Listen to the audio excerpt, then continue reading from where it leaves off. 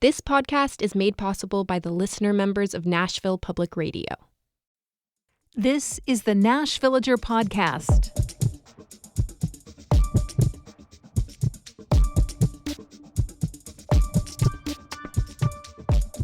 It's October 17th, 2024. On this day in 1961, a NASA pilot set a new altitude record while flying an extraordinary aircraft, the X-15. It was one of a series of flights made in a roughly 2-month period over Death Valley. On this day, the X-15's acceleration pushed the pilot back into his seat with 3 times the force of gravity. He flew more than 5.5 times faster than the speed of sound. And that brief 80-second flight reached a height of 108,600 feet before the engine burned out. To put that in perspective, that's a little bit higher than the maximum proposed altitude of a balloon from the company's Space Perspective that aims to take tourists high enough to see the blackness of space and the curvature of the Earth.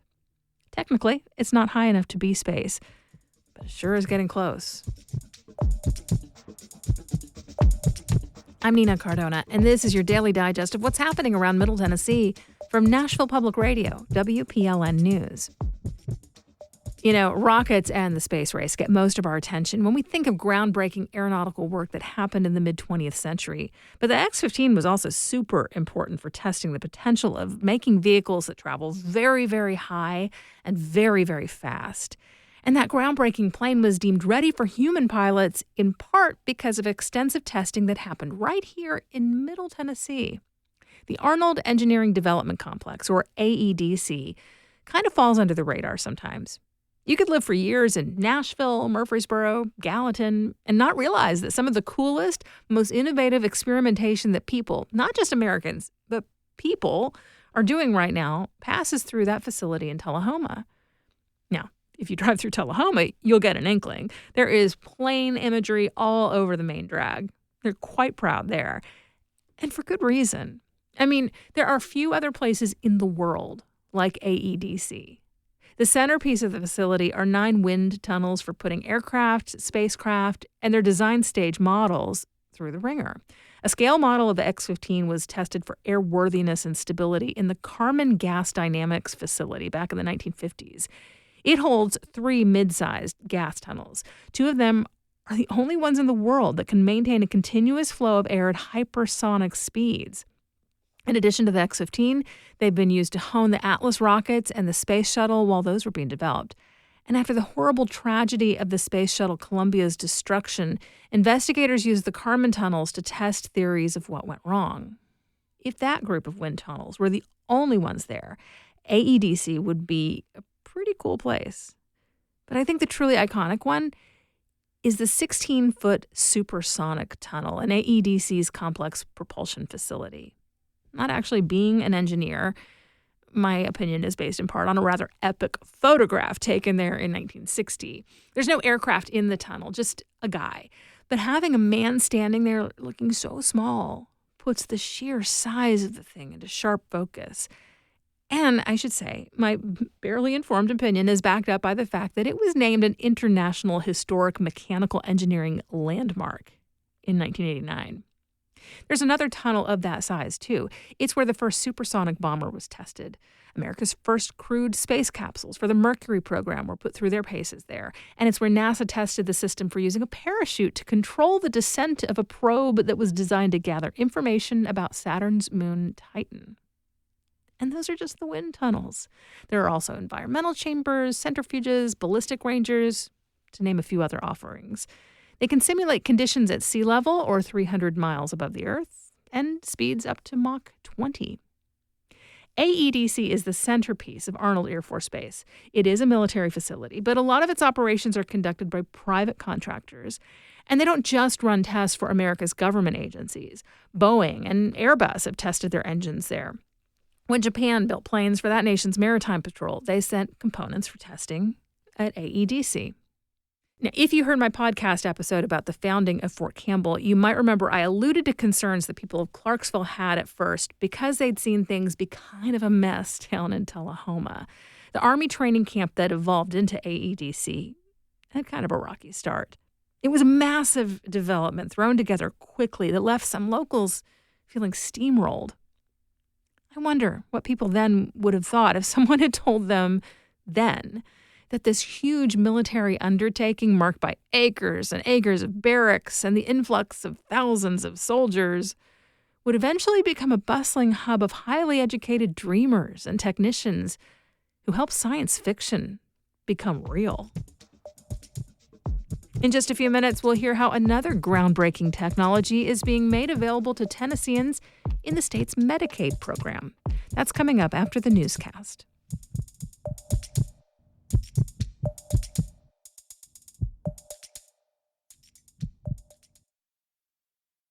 You've got a lot of things to keep track of. Work schedules, family activities, the ever-growing list of things you need to remember to do.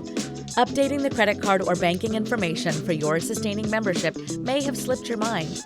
With just 2 minutes of your time, you can update your payment information and check one more thing off your list. Peace of mind for you, funding for your public radio station.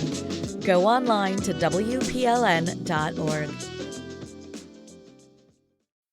Here's the latest from WPLN News.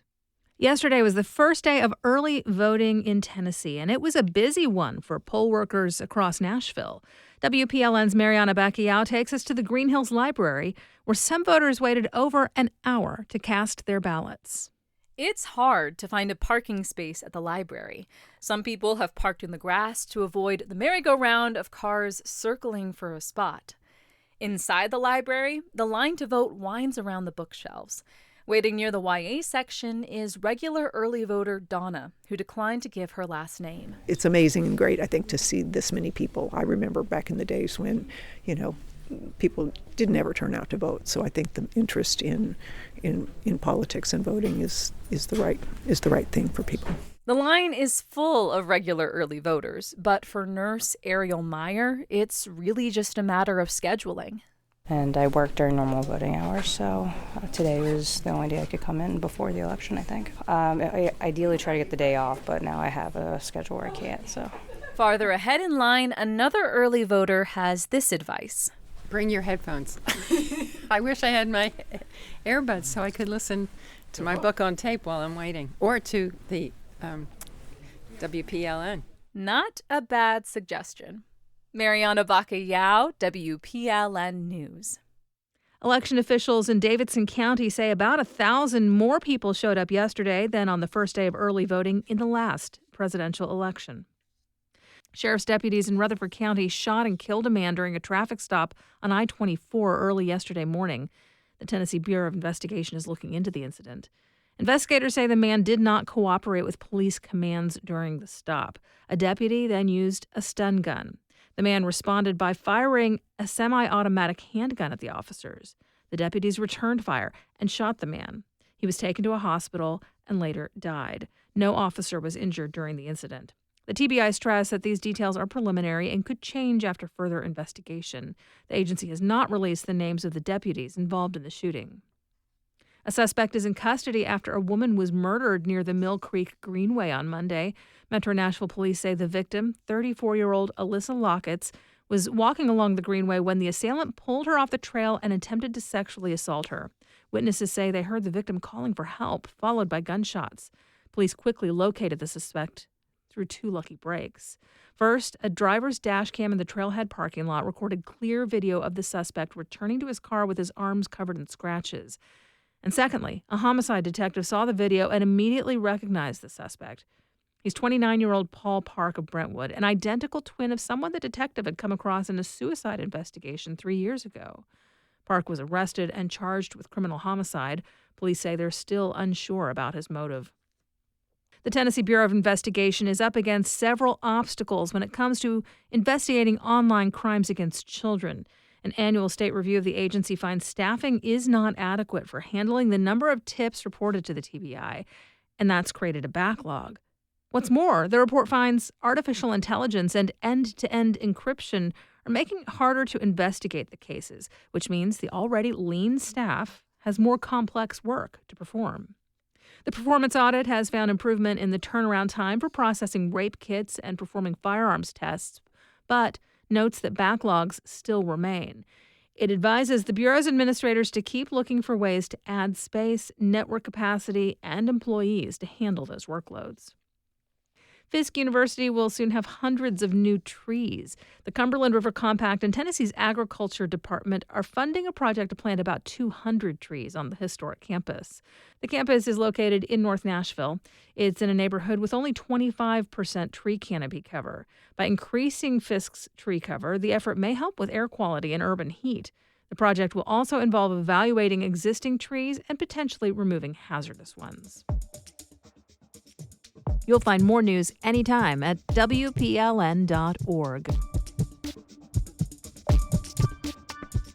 Whole genome sequencing used to be a futuristic science experiment.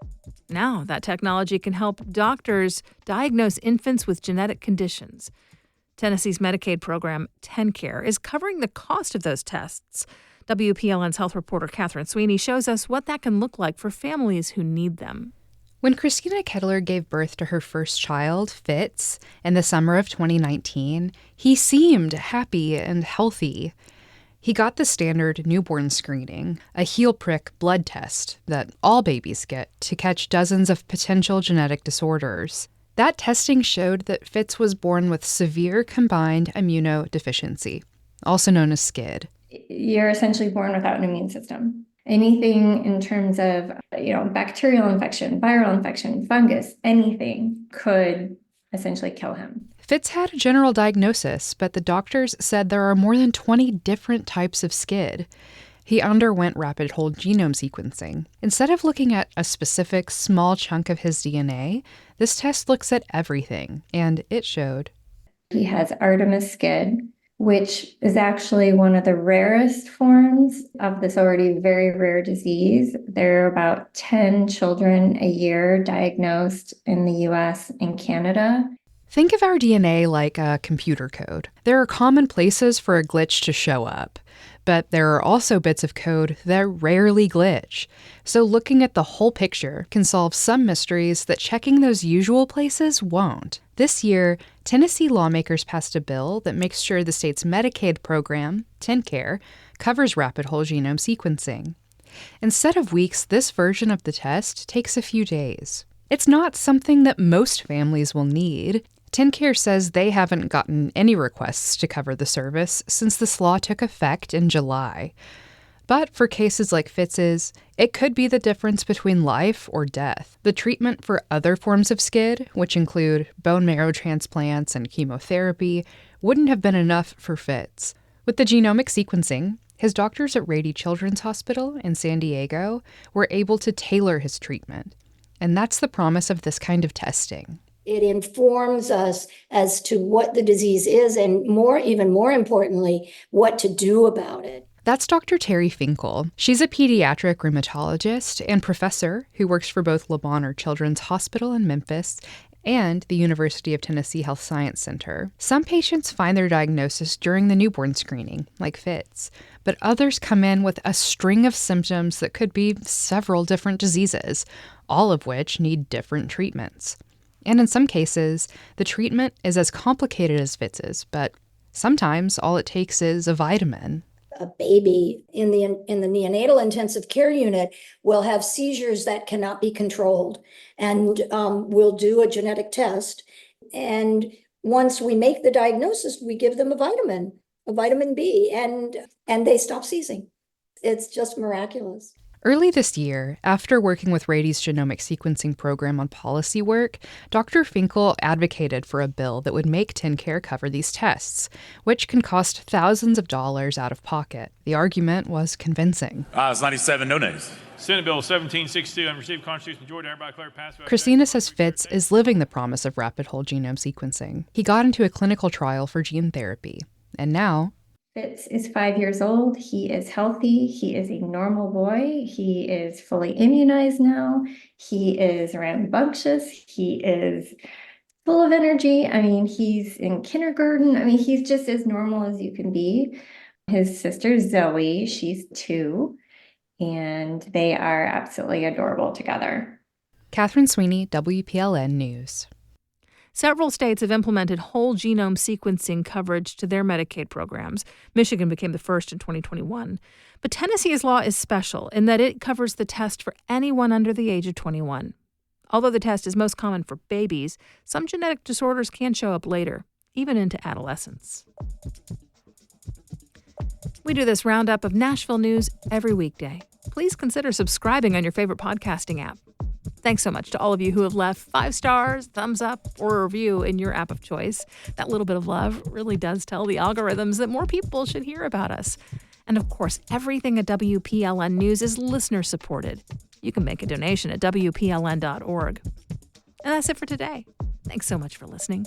Let's make this day a good one, and we'll catch back up tomorrow.